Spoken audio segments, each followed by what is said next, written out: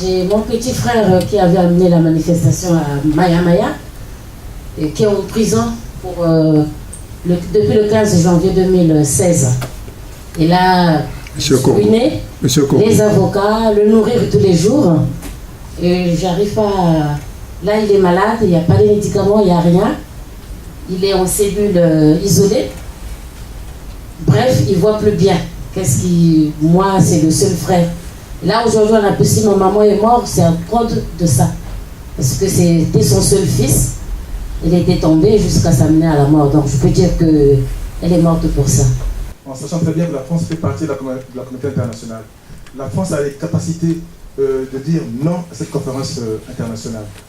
On a vu de Jacques Chirac à aujourd'hui, il y a un génocide en cours dans le pool. La France n'a pas bougé un seul doigt. Donc moi je vous pose la question de savoir si demain cette conférence n'a pas lieu, quel est votre plan B?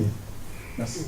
Il y a un monsieur qui s'appelle Nelson Mandela qui a fait beaucoup de prison et vous avez vu comment ça s'est terminé. Il est devenu quelqu'un. Je vous assimile à ce monsieur et je vous souhaite et je souhaite vivement qu'il vous arrive la même chose. Merci. Bonjour à tous, je suis Marielle Final, une personne apolitique. On se connaît parce que vous venez souvent à PACA sans chez mes parents. Donc voilà. Vous avez parlé tout à l'heure d'un projet d'union nationale parce que le socialisme Bantou et le socialisme n'ont pas fonctionné en Afrique, enfin au Congo. Je voudrais que vous puissiez m'expliquer ici, c'est quoi ce projet d'union nationale? Est-ce que ça sera plutôt une politique républicaine, une politique social-démocrate?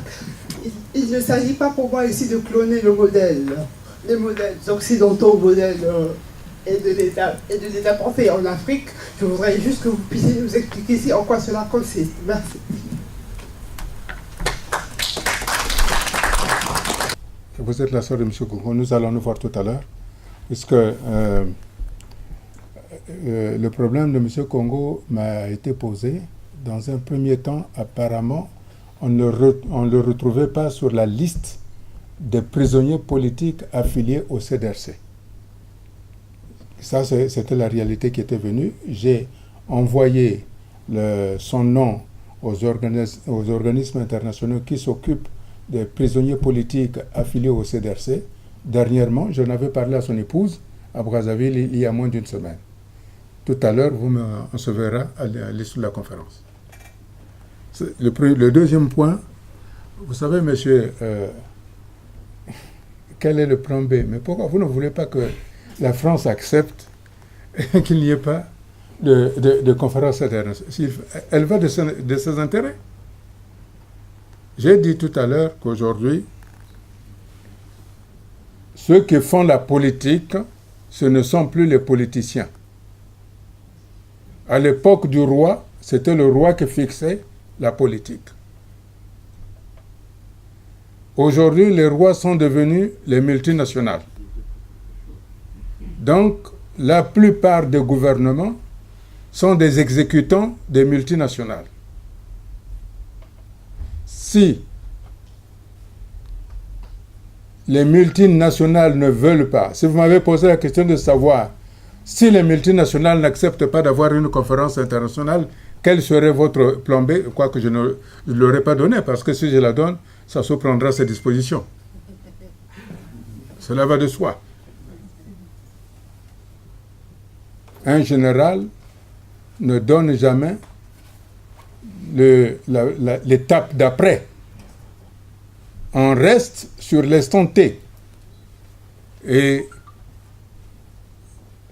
force est de constater qu'aujourd'hui, les multinationales sont en train de faire pression sur le Fonds monétaire international pour que on pousse Sassou à sortir son argent pour payer les fonctionnaires. C'est ce qu'il fait. Mais jusqu'à quand va-t-il sortir sa cagnotte? Vous comprenez? Je prends des images. Je pense que si le Fonds monétaire international, qui dépend des États, traîne les pieds, ça veut dire que les États lui ont dit notre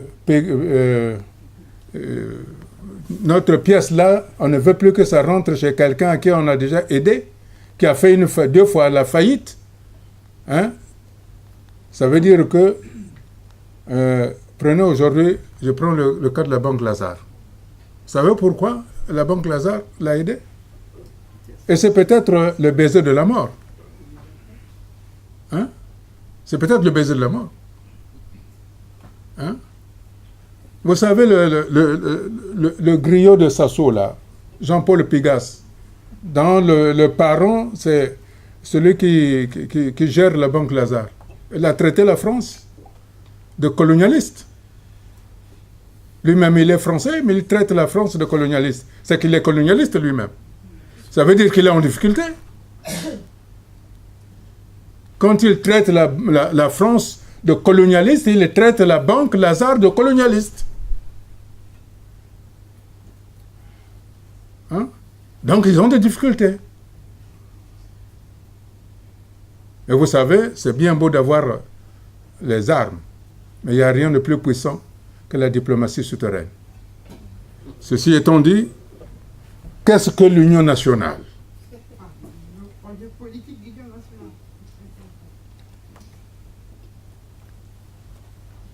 Quand vous vous mariez, quand vous vous êtes marié, je suppose que vous êtes marié, vous mettez les biens en commun ou vous les mettez en séparé, mais vous en usez tous les deux.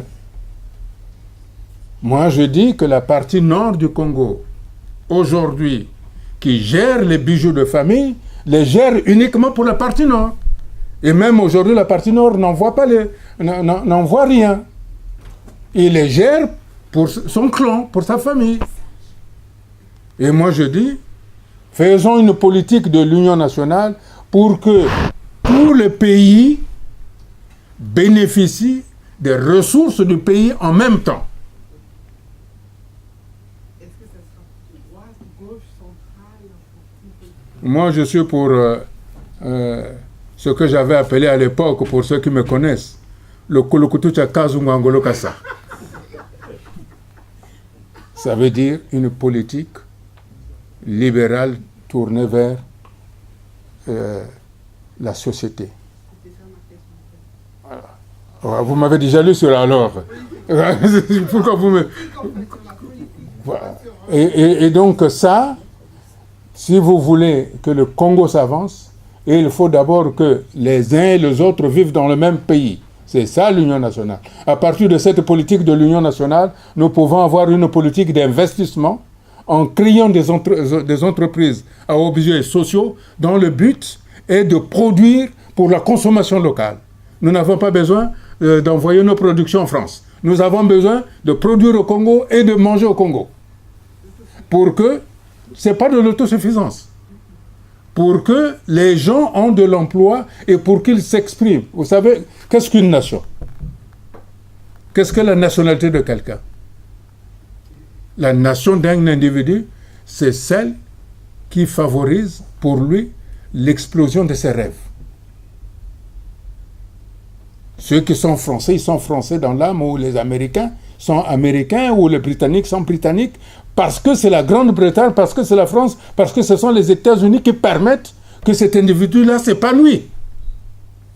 C'est ça la nation.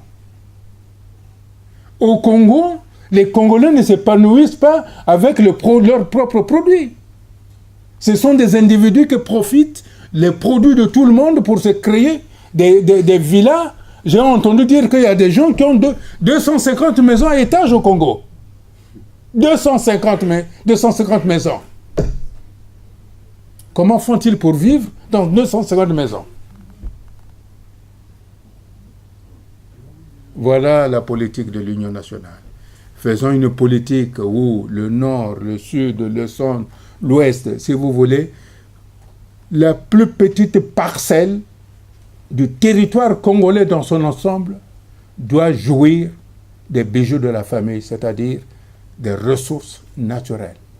Mais pour cela, il ne faut pas rester là. Il nous faut créer ce que j'appelle toujours le marché intérieur, c'est-à-dire le Ngoulou de Mouyonzi doit se retrouver le même jour à à Yimfondo. Le poisson de mer de Pointe-Noire, pêché le matin, à 10 heures, il doit être à Epena là-bas.